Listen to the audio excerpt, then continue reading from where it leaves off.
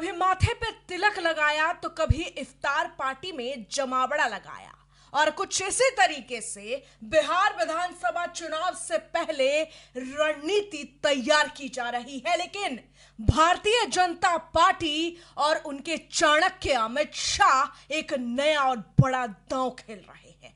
22 मार्च 2025 यानी 22 मार्च पूरे बिहार के लिए गर्व की बात है। आज बिहार दिवस है, लेकिन बिहार दिवस के शुरुआत से ही चाणक्य का दांव एक एक पॉइंटर्स के साथ हम आपको बताएंगे और बताएंगे कि भारतीय जनता पार्टी अब ऐसा कौन सा बड़ा चुनौती एक खड़ा कर चुकी है जिसकी वजह से विपक्ष में तहलका मचा हुआ है। हमारे साथ हमारे सहयोगी नीतीश पाठक हैं। नीतीश, चाणक्य माने जाने वाले अमित शाह ने दिल्ली का किला भेद दिया, महाराष्ट्र जीत गए, इससे पहले हरियाणा जो किसी को उम्मीद नहीं थी, छत्तीसगढ़, मध्य प्रदेश, राजस्थान, मतलब ऐसा लग रहा है अमित शाह ने ठान लिया है कि पूरा भारत भगवा में कर देंगे। क्या कहेंगे? ये सबसे पहली प्रतिक्रिया हम चाहेंगे कि आप अमित शाह को लेकर बताएं, कभी जो बिहार में होने जा रहा है उसको लेकर उनकी क्या रणनीति है। बिल्कुल रंजना, कुछ ही महीनों बाद, बस कुछ ही महीने बच गए हैं, बिहार में विधानसभा चुनाव है। और बिहार विधानसभा चुनाव को लेकर रंजना, अमित शाह ने मास्टर प्लान तैयार कर लिया है। अमित शाह ने गोटी सेट कर दिया है जी। अमित शाह इस बार बिहार में जो है बड़ा खेल करने वाले हैं। लेकिन रंजना, अभी बिहार में सियासत जो है तिलक और जालीदार टोपी पर आ गया है जी। दरभंगा में तेजस्वी यादव गए थे, नेता प्रतिपक्ष है, राजद के नेता हैं, लालू यादव के बेटे हैं, महागठबंधन के बिहार में चेहरा है। और तेजस्वी यादव दरभंगा गए थे तो सबसे पहले तेजस्वी यादव मंदिर गए, मंदिर में उन्होंने तिलक लगाया। तेजस्वी यादव सनातन धर्म से आते हैं, पूजा पाठ करते हैं। लेकिन उसके बाद रमजान का पाक महीना भी चल रहा है और रमजान में तमाम राजनीतिक दल, तमाम नेता इफ्तार पार्टी का आयोजन कर रहे हैं और इफ्तार पार्टी में सम्मिलित करके सद्भाव का परिचय दे रहे हैं। तो इसी संदर्भ में तेजस्वी यादव मंदिर के बाद इफ्तार पार्टी में गए, तो वहां पर उसके बाद बिहार सरकार के मंत्री जो है ना, तेजस्वी को घेरने में लगे हैं। मतलब कि राजनीति शुरू हो गई है कि पहले तेजस्वी तिलक लगाते हैं मंदिर में जाकर और उसके बाद इफ्तार पार्टी में आते हैं तो तिलक को पोंछ लेते हैं और जालीदार टोपी पहन लेते हैं। मतलब कि तेजस्वी को सनातन से दिक्कत है। इस प्रकार से बिहार सरकार के मंत्री लगातार तेजस्वी यादव पर जो है आरोप लगा रहे हैं कि तेजस्वी यादव जो है माहौल देखकर परिवर्तित हो जाते हैं, जैसा माहौल होता है उसी तरीके का दिखावा करते हैं। लेकिन रंजना, ये भी नहीं भूलना होगा कि इसी सदन के सत्र में वक्फ बिल संशोधन विधेयक भी पेश होने वाला है। और वक्फ बिल को लेकर रंजना, जंतर मंतर पर तमाम तरीके के मुस्लिम धर्मगुरु बैठे, मुस्लिम उलेमा बैठे और तमाम तरीके का all India Muslim personal law board के नेता बैठे। उसमें ओवैसी साहब भी गए थे, सलमान खुर्शीद भी गए थे और तमाम राजनीतिक दल जो चाहते हैं कि वक्फ बिल में कोई संशोधन ना हो, वो भी वहां पर बैठे हुए थे। तो राजनीति अभी काफी गर्म है। हालांकि कल यानी कि 23 मार्च को रंजना, नीतीश कुमार भी इफ्तार पार्टी करने वाले हैं। इफ्तार पार्टी का आयोजन करेंगे और बुलाएंगे कि भैया मैंने भी आपको इफ्तार पार्टी दे रहे हैं, आप मेरे भी इफ्तार पार्टी में आइए। लेकिन सवाल ये उठता है कि चंद्रबाबू नायडू हैं, नीतीश कुमार हैं, ये दोनों चाहेंगे तो वक्फ बिल जो संशोधन होगा वो यहां से पास हो जाएगा। लेकिन विपक्ष इस पर घेर रही है कि किस तरीके का आपका जो है दोहरा चरित्र है। एक तरफ आप इफ्तार पार्टी भी करते हैं और दूसरी तरफ आप वक्फ बिल संशोधन को सपोर्ट भी करते हैं। लेकिन सरकार का कहना है रंजना कि वक्फ बिल जो कानून है ये मतलब मुसलमानों के खिलाफ नहीं है, मुसलमानों के हित में है। लेकिन शायद सरकार को इसमें पारदर्शिता जो है दिखानी पड़ेगी। अब मैं आता हूं सीधे अमित शाह पर। अमित शाह मास्टर प्लान तैयार कर लिए, आधुनिक राजनीति के चाणक्य माने जाते हैं, बीजेपी के चुनावी चाणक्य माने जाते हैं और हरियाणा, महाराष्ट्र और दिल्ली में जीतने के बाद जो है अमित शाह का जोश जो है काफी हाई है।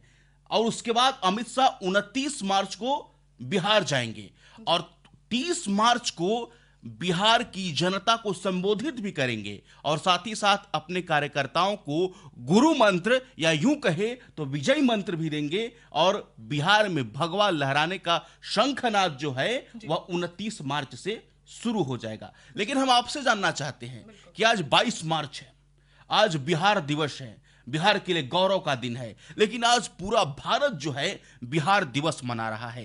भारतीय जनता पार्टी एक भारत श्रेष्ठ भारत स्नेह मिलन के तहत अलग अलग राज्यों में रहने वाले बिहारियों को एकजुट करके एक आयोजन कर रही है, एक संदेश देना चाह रही है विपक्षियों को, खासकर महागठबंधन को, कि हम सभी एक हैं और बिहारियों का सम्मान जो है हर जगह है।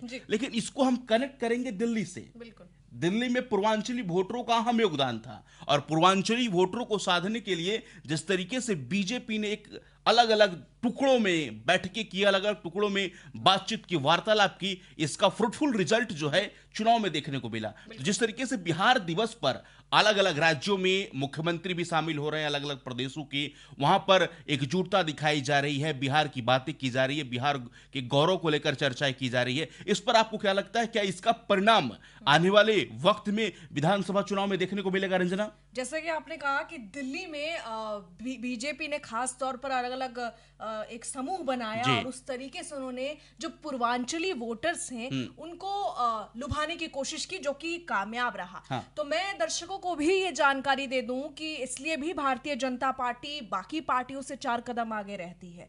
भले ही दिल्ली में दिल्ली का चुनाव था, बीजेपी चाहती तो इसकी स्ट्रैटेजी कुछ और भी हो सकती थी, लेकिन क्योंकि चाणक्य ये जानते थे कि आने वाले वक्त में बिहार में भी उनको दस्तक देना है, इसलिए उन्होंने इसकी तैयारी बहुत पहले से कर ली। जैसा कि आपने कहा कि इन्होंने पूर्वांचलियों को एक तरीके से बांधने की कोशिश की, तो इनका एक कार्यक्रम था दिल्ली में, बाटी चोखा कार्यक्रम करके था, जिसमें सारे पूर्वांचली नेताओं ने और कार्यकर्ताओं की भी, इसलिए शायद प्रधानमंत्री नरेंद्र मोदी बार बार कार्यकर्ताओं का नाम लेते हैं क्योंकि ये शायद उनके ही परिश्रम का नतीजा है। बहरहाल इसका बड़ा फायदा बिहार में इसलिए होगा क्योंकि आज से 22 मार्च से बिहार दिवस का उत्सव जो है, हालांकि आज ही बिहार दिवस है और पूरे देश में इसका जश्न मन रहा है और एक तरीके से गौरव की बात है कि पूरा देश बिहार की संस्कृति को समझेगा। तो इसमें खास तौर पे क्या है कि जो भारतीय जनता पार्टी की जो स्ट्रैटेजी है, इसमें यही है कि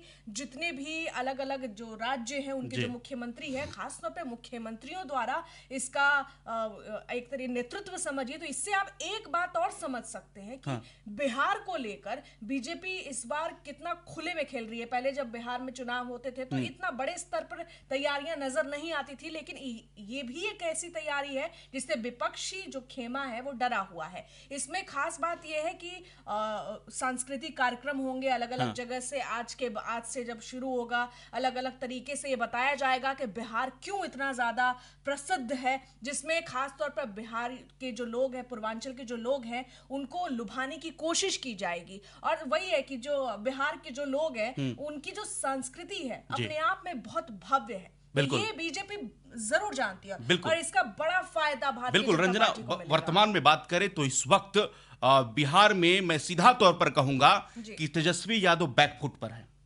तेजस्वी यादव अभी तक बिहार में पूरी तरीके से बैकफुट पर हैं। अभी आप राजद बीट वाले पत्रकार से भी पूछेंगे ना रंजना तेजस्वी यादव को लेकर, तो भी बोलेगा कि तेजस्वी का रणनीति काफी खराब है। तेजस्वी बैल दूह रहे हैं, एक देसी भाषा में मैं बोलना चाहता हूं, बैल को आप दूहेंगे तो बैल दूध नहीं देगा।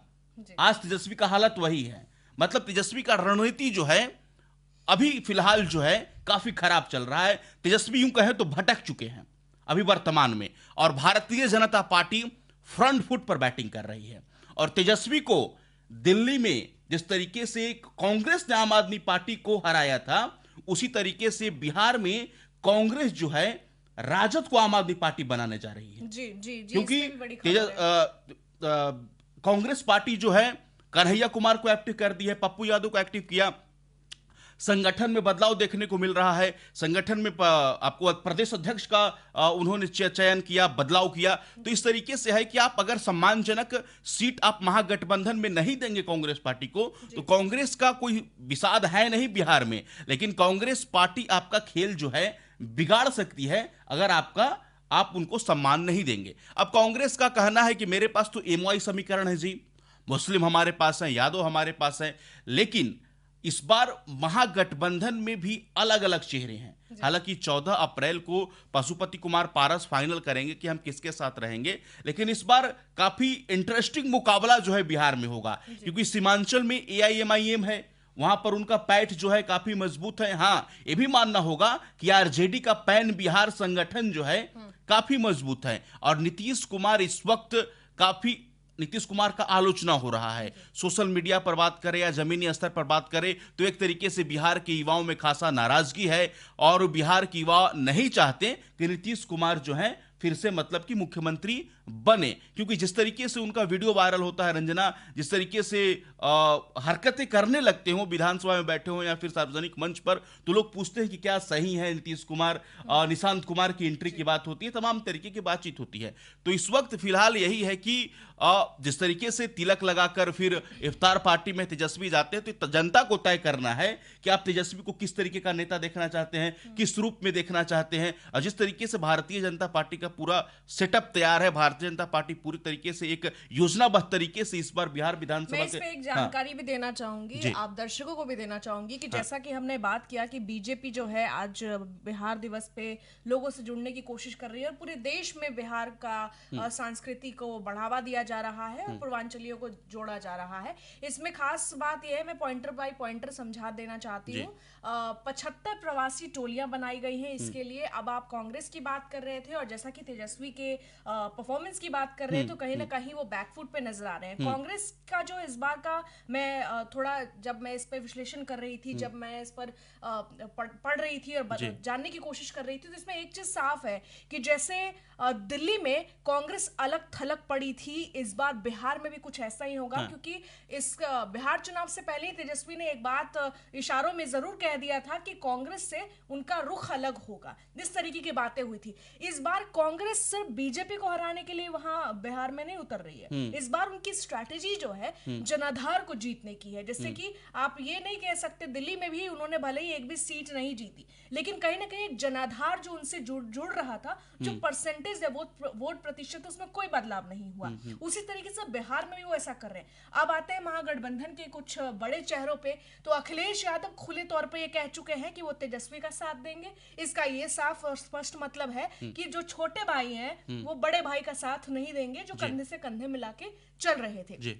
अब वही बात करते हैं बाकी जो अन्य जो पार्टियां हैं। अब जैसा कि आपने पशुपति पारस की बात की, तो वो जाहिर तौर पर बीजेपी के साथ तो जाते हुए नजर नहीं आ रहे हैं। बिल्कुल रंजना, अगर मान लीजिए कि कांग्रेस अलग चुनाव लड़ती है तो इसका नुकसान जो है आरजेडी को होगा, बिल्कुल पूर्ण रूप से नुकसान आम आदमी पार्टी के साथ हुआ। अब जनसुराज भी है, और जनसुराज के वोटर किस तरीके से, अगर जनसुराज का वोट जाता है तो शायद इसका नुकसान बीजेपी को हो सकता है, लेकिन बीजेपी के कोर वोटर जो हैं वो बीजेपी को ही वोट करेंगे। और फिलहाल इस वक्त तक, अभी वक्त बहुत ज्यादा है, चुनाव से अन वक्त पहले भी बाजी पलट जाती है, माहौल बदल जाता है, तो अभी कहना जल्दबाजी होगा। लेकिन इस तरीके वर्तमान परिदृश्य में अगर देखा जाए तो कन्हैया यात्रा कर रहे हैं कि पलायन रोको नौकरी दो, तमाम तरीके की यात्राएं निकाली जा रही है, तमाम तरीके का। सवाल उनसे जुड़ा था और बहुत मजेदार सवाल है कि क्या इस बार भी जो कांग्रेस है उन्होंने फिर से गलती तो नहीं कर दी? एक जो गलत दांव है, हमेशा फेंकते हैं लेकिन कुछ होता नहीं है। महाराष्ट्र में भी कन्हैया कुमार को उतारा,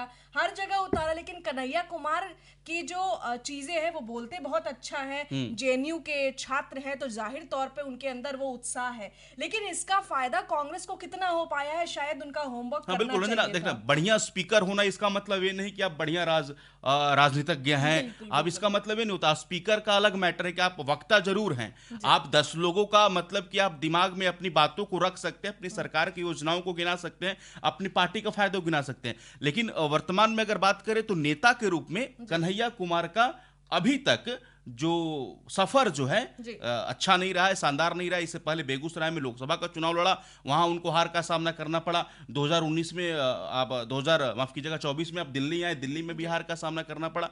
लेकिन फिलहाल जो है कांग्रेस संगठन जो है कन्हैया पर भरोसा कर रही है, तो शायद उनको कुछ फ्रूटफुल रिजल्ट मिले। अभी वर्तमान में संभावना दिख रही है।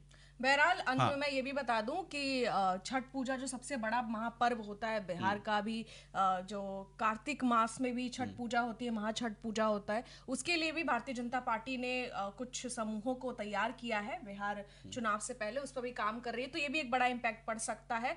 लेकिन इसी के साथ सवाल छोड़े जाते हैं हम आपके साथ कि क्या तेजस्वी यादव वाकई बैकफुट पर हैं या फिर कोई बड़ी रणनीति तैयार कर रहे हैं। सवाल यह भी है कि चाणक्य के दस्तक से 2930 मार्च को जब माफ कीजिएगा अमित शाह बिहार में जाते हैं तो क्या कुछ बदलाव होगा, और इसके बाद आपको क्या लगता है बिहार का जो समीकरण है उसमें क्या कुछ बदलाव आएगा। आप कमेंट में अपनी राय जरूर दें। फिलहाल के लिए इतना ही। देखते रहिए HCN न्यूज़। धन्यवाद। नमस्कार।